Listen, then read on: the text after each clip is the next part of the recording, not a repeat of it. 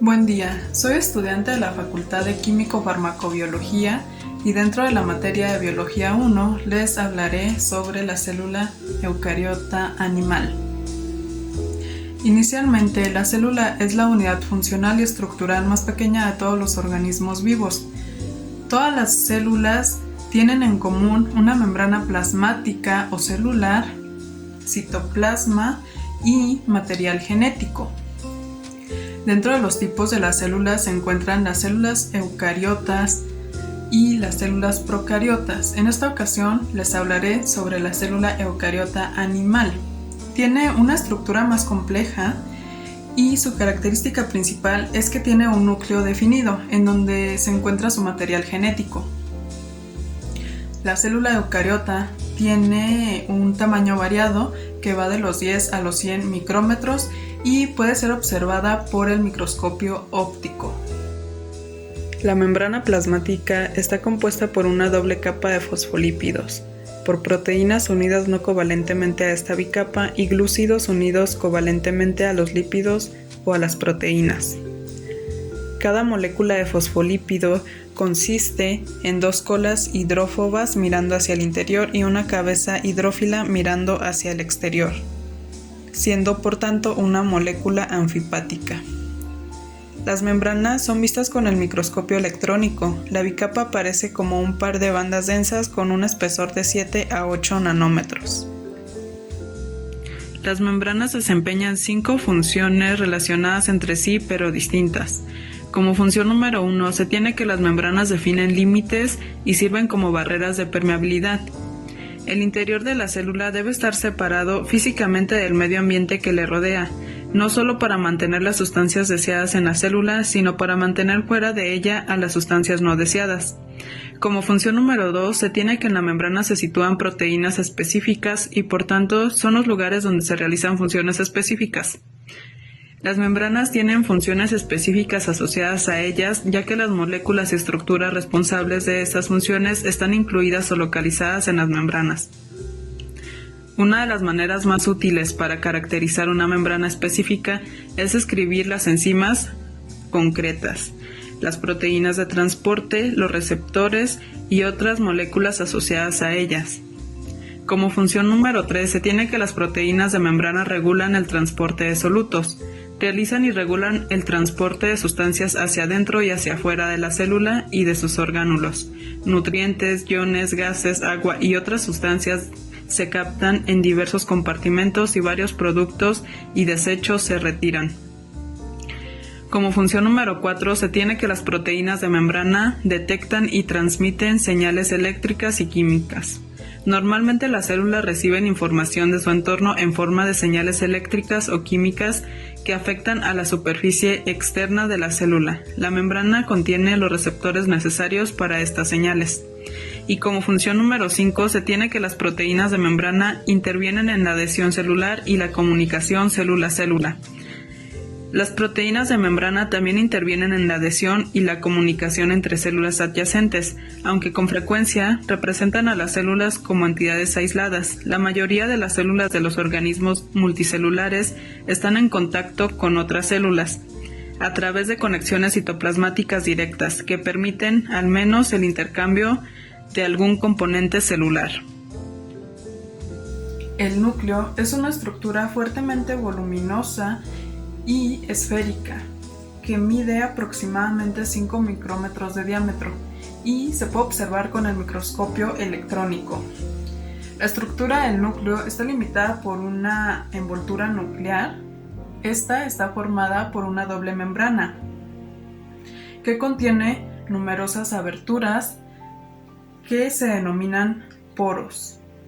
Los poros son canales a través de los cuales se intercambian moléculas hidrosolubles entre el núcleo y el citoplasma.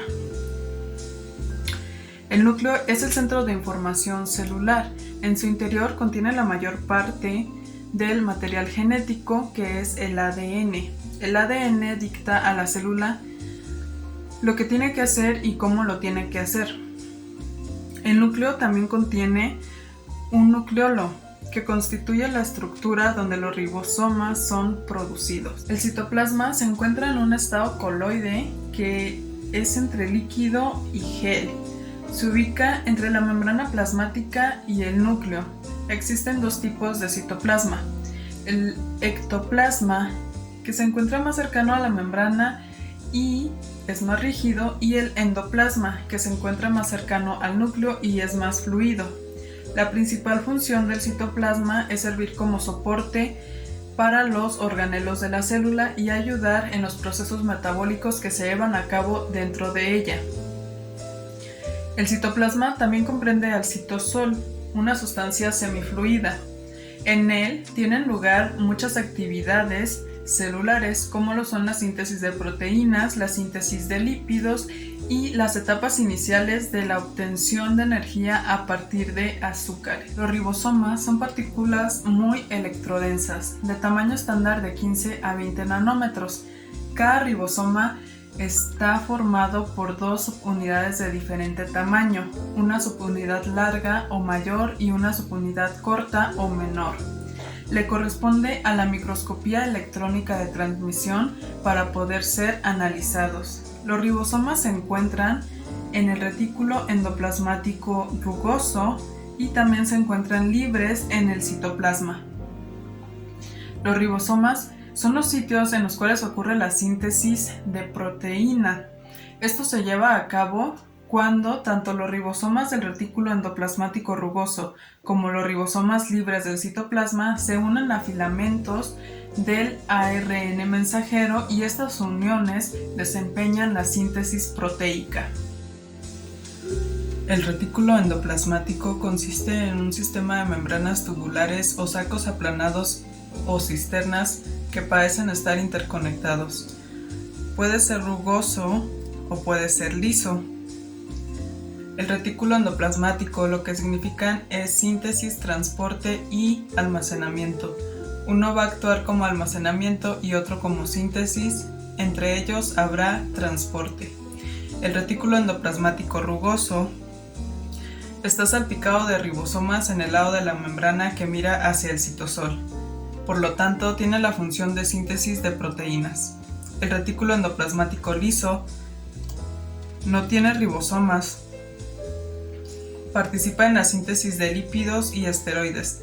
Almacena parte importante de esta síntesis que son el almacenamiento de grasas. Es responsable de la inactivación y detoxificación de drogas y otros componentes potencialmente tóxicos o peligrosos para la célula.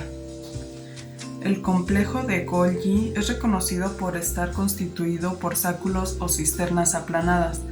No se puede indicar un tamaño como tal porque tiene diversos tamaños. Le corresponde al microscopio electrónico para poder ser observado.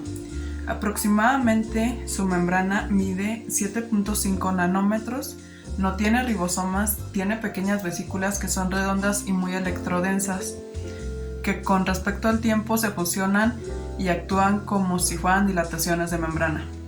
El aparato de Golgi está estrechamente relacionado con el retículo endoplasmático, tanto por su proximidad como por su función. Constituye un centro de compactación, modificación y distribución de proteínas. Las cisternas del complejo de Golgi poseen dos caras, una cara cis y una cara trans. La cara cis es de entrada y la cara trans de salida. Las mitocondrias son unos orgánulos celulares que tienen diferentes formas, por ejemplo de cisterna, bastón y elíptica. En este caso, tiene una forma de cisterna ya que son corpúsculos esféricos con forma alargada. Están formadas por una doble membrana, una interna y una externa. La membrana externa es lisa, pero la interna forma pliegues o crestas, que permite que se distribuyan en ella muchas proteínas enzimáticas y de transporte. Todo el interior de la mitocondria está lleno de un líquido que se le conoce como matriz mitocondrial. También poseen partículas elementales. Participa en muchos procesos vitales de la célula como lo es la respiración celular y se le atribuye el 90% de la formación o de síntesis de energía que requiere la célula. Las mitocondrias son grandes, hasta 1 micrómetro de ancho y varios micrómetros de longitud. Para poder ser analizada se requiere el microscopio electrónico. Las vacuolas es el espacio que tienen las células, ya sea para almacenar nutrientes o para almacenar desechos que van a salir. En las células animales son pequeñas pero numerosas y se pueden encontrar de 3 tipos: vacuola alimenticia, digestiva y contráctil. Los lisosomas son orgánulos esféricos u ovalados que se localizan en el citoplasma celular, aproximadamente de 0.5 a 1 micrómetro de diámetro y limitado por una membrana única. Se puede analizar con el microscopio electrónico. Los lisosomas son empleados por las células como el lugar de almacenamiento de hidrolasas, enzimas capaces de digerir moléculas biológicas, tales como proteínas, hidratos de carbono o lípidos. Los centriolos son orgánulos tubulares que se encuentran normalmente en el centrosoma, un área del citoplasma cerca del núcleo. El centriolo se presenta como un orgánulo con un diámetro de 0.25 micrómetros y una longitud de 0.5 a 0.75 micrómetros, utilizando el microscopio electrónico para poder ser analizados. Los centriolos tienen la función de organizar los microtúbulos, que son el sistema esquelético de la célula. Ayudan a determinar las localizaciones del núcleo y de otros orgánulos celulares. También son muy importantes para la división celular. El citoesqueleto es una red de microtúbulos, microfilamentos y filamentos intermedios, todos ellos exclusivos de eucarióticas. El citoesqueleto es un armazón interno que confiere a las células su forma característica y su elevado nivel de organización interna. Este conjunto elaborado de filamentos y túbulos forma una matriz muy estructurada, pero a la vez dinámica, que no solo ayuda al establecimiento y mantenimiento de la forma, sino que también desempeña un papel central en el movimiento y la división celular.